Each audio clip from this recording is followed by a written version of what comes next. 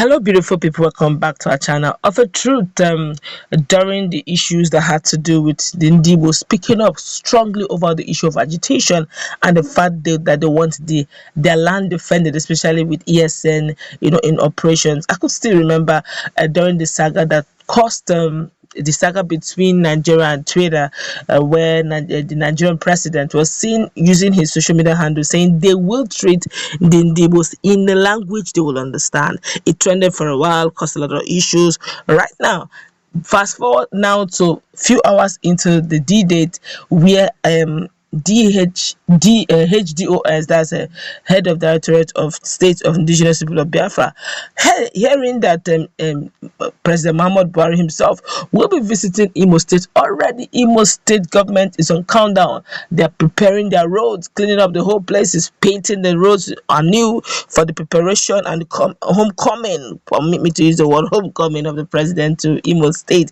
Already is a clash of the titans. They are waiting up. Everybody's talking. And of course, some activists who are not even the Igbo stock are also talking, and they're giving this ahead of time. I guess everybody, even the southern part of Nigeria, is waiting for the showdown. Before we go to the news proper, like and subscribe to our channel by clicking on the red subscribe button beside it. You see a bell notification icon. Please go ahead, click on it to get notified as soon as we update our channel on YouTube. Well, according to Deji Adeyanju, activists telling Ipob speak to Buhari in the language he also would understand. Deji Adeyanju, social, political, and human rights activist, said Ipob's proposed sit-at-home order would send a very loud message to Buhari when he visits Imo State on Thursday. The indigenous people of Biafra, Ipob, has been asked to speak to President Muhammad Buhari in the language that he understands come Thursday.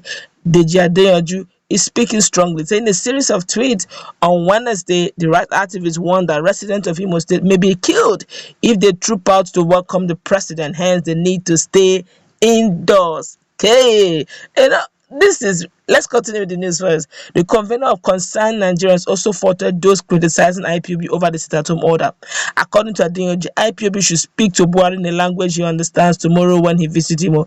The proposed ghost town will send a very loud message to them. Those who are criticizing Ipob for their sit-at-home order are slaves who do not understand or appreciate freedom. If they go on the street to protest, Buhari will kill them. So why would you say they shouldn't stay at home to protest? If they go on the street to protest, Buhari will do the same. So what are we talking? Comrade Adeyanju, September 8, 2024. Buhari is expected to visit Imo State tomorrow, according to State Governor Hope Uzodinma. Uzodinma has said the president would commission some projects during his official visit in the state. Meanwhile, Ipob have declared a sit-at-home order over the president's planned visit to the state. This is really getting interesting.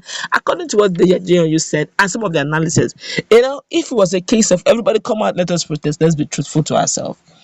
There is no security personnel, no security agencies, no security agent anywhere in the world that will fold his hands and see protesting people coming and in a menacing manner.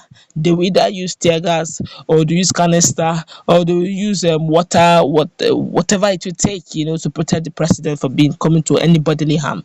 Yes, in every single claim, every part of the world, which would also include Nigeria, protest is allowed.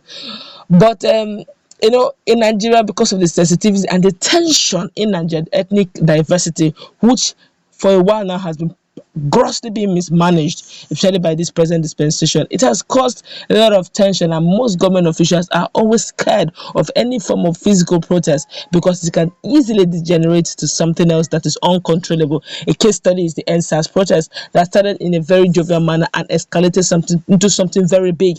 It trended on social media for a long while, and physically men refused to leave the street. So that last NSAS protest is a scar that any government official is not willing to go through that route. So hence, technically speaking, before the peaceful protest will start in Nigeria, they disperse it. They don't even allow it to happen because they're all scared that with the way Nigeria is going, there might be a revolution or a scar or a protest that will be mother of all protests. So hence, they don't even want anyone to come. So I guess suffice to say that Ipob now decided okay, if protest will work, we'll sit at home.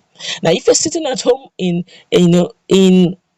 accordance to free Mazi Nnamdi Kanu every Monday of the week until Mazi Nnamdi Kanu is out, even though it has been suspended, but it's being enforced. The people are just generally staying back at home because they don't want to take the chance.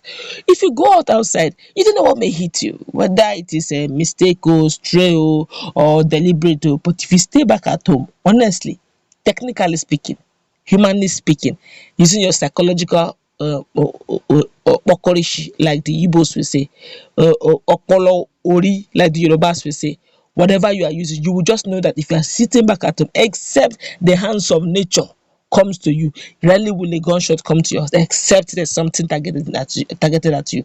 But if not, if you sit back at home, no harm will come to you, no bodily harm will come to you. And you sit at home because you don't want to. Okay, that day you're supposed to go to shop, today let me know, go to shop, I don't know what will become of whatever. You are safer. So technically speaking, the mechanism through which IPOB is using to operate is even to protect their people. Now the problem now is now going to be a survival of the wheat. Now, if they sit back at home, it's a strong and loud message sent to President Muhammadu Buhari, telling the president that the governor of the state is not the one governing. The people have the power, and that exhibiting that power through the mouthpiece of IPOB. That is a very strong message, whether he likes it or not. If that happens, that's exactly how the world will see it. How the whole Nigeria says. So, if you want to deliberate, you don't deliberate through the governor, you deliberate through the IPOB or through the people. One. Now, if the people disobey the sit-at-home order and come out, which I really doubt they would, because they will be scared of coming out, then you can now be rest assured and say with confidence that of a truth, the governor of the state is in charge and is indeed the chief security officer of that state. That is true. The third one is the fact that indeed Che, which is the chief, the monarch, the traditional ruler, are in a dilemma. Because there are some persons who are expected to welcome the president from the airport and even in the ministry and in those places. They, as a matter of urgency, are mandating a matter of urgency, must be there to welcome the president. So even if the common man does not come out on the street, as a traditional ruler, you have to be there. As the minister head of you have to be there.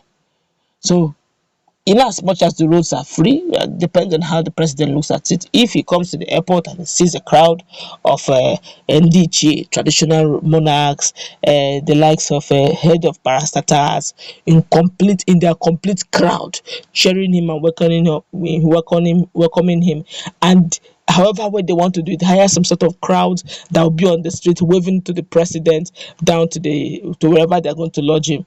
The president is okay. He doesn't need to see the whole of Imo State. He has seen enough that okay, that means these people love me. But now the whole problem now lies between traditional rulers. Will they obey IPOB or will they obey the governor? If they obey the IPOB, the governor will sanction them very seriously. And if they obey the governor, what will be their fate in the hands of IPOB and the common man on the street? It's a very serious one for them all. Let's